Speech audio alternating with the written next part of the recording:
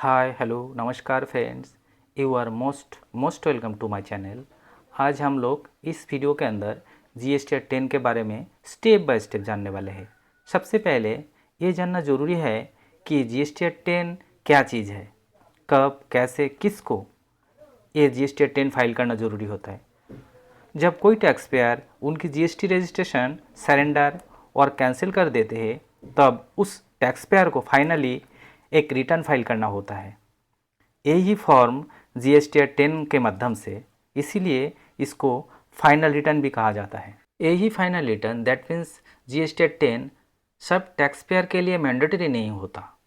अभी क्वेश्चन आ जाता है who are not required to file GST 10। GST 10 कौन सी टैक्स पेयर को फाइल करना मैंडेटरी और ज़रूरी नहीं होता है।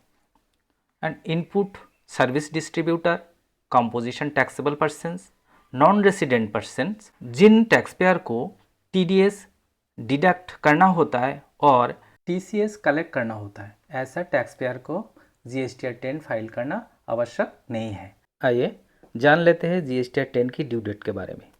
GST registration cancel order pass date से 3 महीने के अंदर जीएसटी 10 फाइल करना आवश्यक है। एज पर एग्जाम्पल, कोई टैक्स पेयर का GST registration date of cancellation order pass हुआ है 15/5/2023, सो दैट उनकी ड्यू डेट होता है 15/8/2023। Okay, let's start.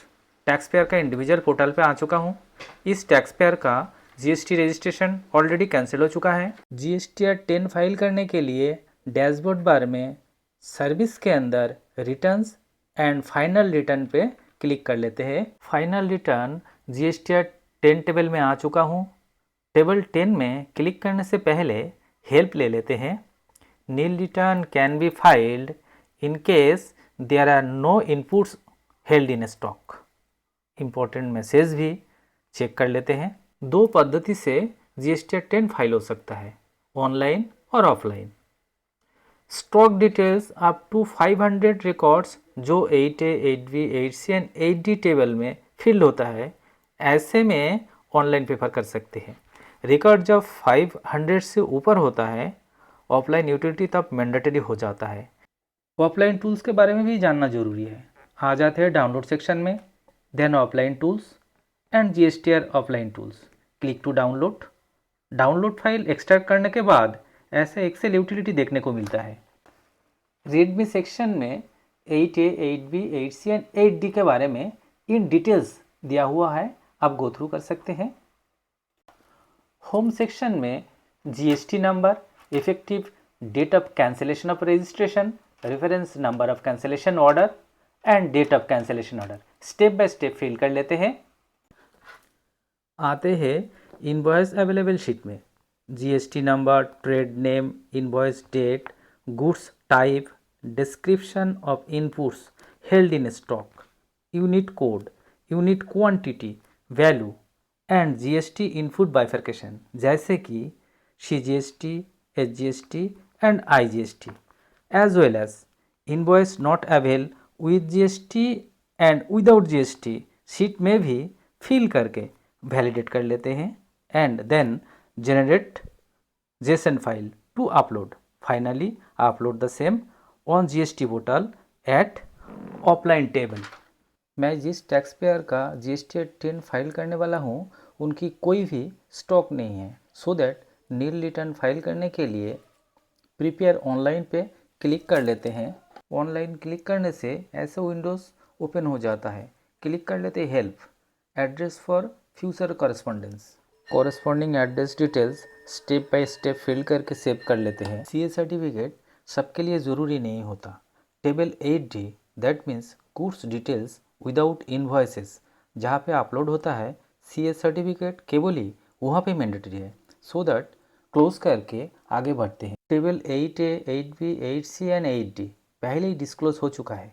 ऐसे भी इस टैक्स पेयर का नील रिटर्न फाइल होने वाला है, so that click proceed to file for compute liabilities. Click here to refresh and compute liabilities. Refresh करने से 9 and 10 टेबल इनेबल हो जाता है, interest and let fees if any. Tax liability payment करने से पहले जान लेते हैं लेट फीस एंड पेनल्टीज के बारे में। एज पर section 47(1) of CGST act 2017, if the final return under section 45 is not filed within the prescribed time period, then late fees of rupees 200 per day shall be payable subject to maximum of rupees 10,000. As per notification number 8/2023, hereby waives the amount of late fees referred in section 47 of this act, which is in excess of 500 rupees for the registered person who failed to furnish the final return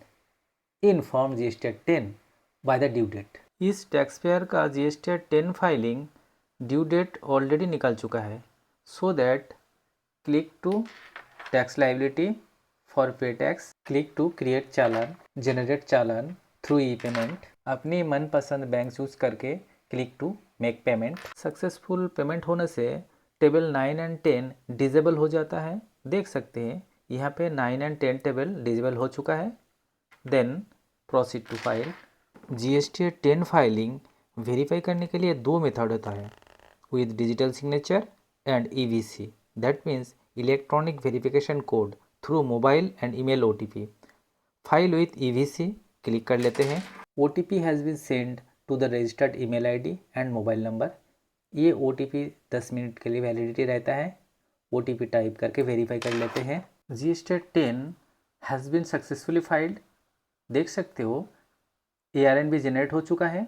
subsequently this message has been sent to the registered email ID and mobile number also. उम्मीद है friends ये video आपको पसंद आया है। अगर पसंद है तो लाइक शेयर ज़रूर करिए। अभी तक चैनल को सब्सक्राइब नहीं किया तो सब्सक्राइब करने के साथ बेल आइकन पे क्लिक ज़रूर करिएगा।